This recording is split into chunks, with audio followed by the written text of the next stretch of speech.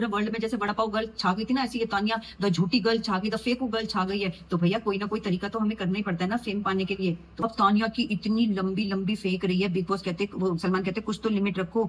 ये तो लेके आई है झूठ का तूफान, आंधी। भैया एक झूठ को छुपाने के लिए आदमी को 10 झूठ बोलने पड़ते हैं, और 10 झूठ को भुलाने के लिए आपको 100 झूठ बोलने पड़ते हैं। तो एक बात मैंने सोची, तानिया इतने झूठ बोलती है, पर ये सब करने से हम लोग को तो वो कोई नुकसान नहीं पहुंचा रही ना। आप सोचें जरा, गहराई से सोचिए, किसको किसी घर वाले को भी नुकसान नहीं पहुंचा रही। हाँ, नुकसान तो ये पहुंच रहा है, उसकी इतनी लंबी लंबी फेंकी बातें सुन के सबको एक कॉम्प्लेक्स हो रहा है। हरी राम, जैसे शाबाश कहता है, पापा तुमने क्यों नहीं कुछ काम किया, कि तुम भी कर लेते तो हम भी इतने अमीर होते। तो ये एक कॉम्प्लेक्स जरूर हो सकता है। बाकी किसी को क्या नुकसान दे रही है वो झूठ बोल के? कुछ भी नहीं दे रही। अपने बारे में बढ़ा चढ़ा के बोल रही है, भैया उसकी मर्जी।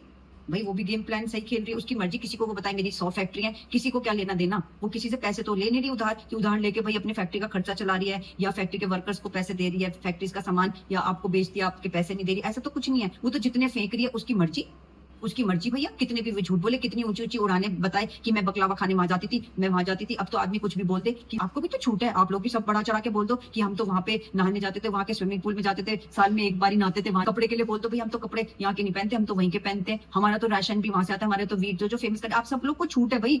और बिग बॉस तो लाए इसीलिए इसको भाई। अपना ये बॉयफ्रेंड्स बताती है ना, मैंने एक को जमीन दिलाई, एक को मैंने फैक्ट्री दिलाई, क्या क्या किया।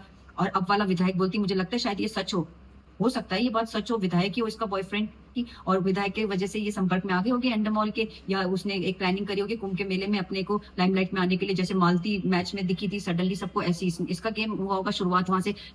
अब वो बोल रही है कि मैं तो 6 बजे के बाद घर से बाहर नहीं निकलती। तो भैया बोल रही है, झूठ तो बोल रही, चाहे वो 6 बजे के बाद बोलती है मैं जाती हूँ आगरा, वहां से आगरा जाती हूँ, वहां से कॉफी लाने, और फिर कॉफी पीती हूँ ताजमहल में। उसकी मर्जी भाई, कुछ आ रही है, सब लोग उसी के बारे में बातें कर रहे हैं, उसके फॉलोअर्स इतने बढ़ गए हैं, सब लोग उसके घर के चक्कर काट रहे हैं। भैया उसका तो लाइमलाइट में ही आ गई वो तो। उसने एक तरीका ढूंढ लिया, बहुत ही बढ़िया तरीका ढूंढा है। अब वो है 12वीं फेल, और उसने मेहनत तो जरूर करी है। वो बताती है ना एक वीडियो में कि मैं 12वीं पास बोलती, पर 12वीं फेल है। तो घर वालों ने कहा कि शादी वादी करा दो, तो खुद ही बताती है, मैं तो आ जाती थी दिल्ली में शॉपिंग करने, सदर बाजार में कार्ड की शॉप जब इसने खोली थी, वहां से बैग में अपना सामान डालती थी। तो और एक स्पिरिचुअल गुरु भी बन के बैठ गई है, लोगों को ज्ञान अच्छा देती है। वैसे इसने जो ज्ञान दिया था वो मुझे अच्छा लगा। भैया कितनी अरबों लखपति हो गई।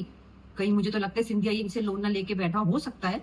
फिर हर कोई डेफिनेटली नहीं बोल रहा, कोई भी जना आके कि इसका फादर, अभी किसी को ये नहीं पता चल रहा इसके फादर का नाम क्या है। ये देखो, और अपनी एज तो इसने गलत बताई। मैंने आपको पहले बता दिया था, कैलकुलेट करके देखो, सलमान खान की मूवी में इसने बताया था अपनी एज 11 ईयर्स, तो उसके हिसाब से तो 35 36 की हो, यार लगती भी इतनी बड़ी लगती है, गॉश।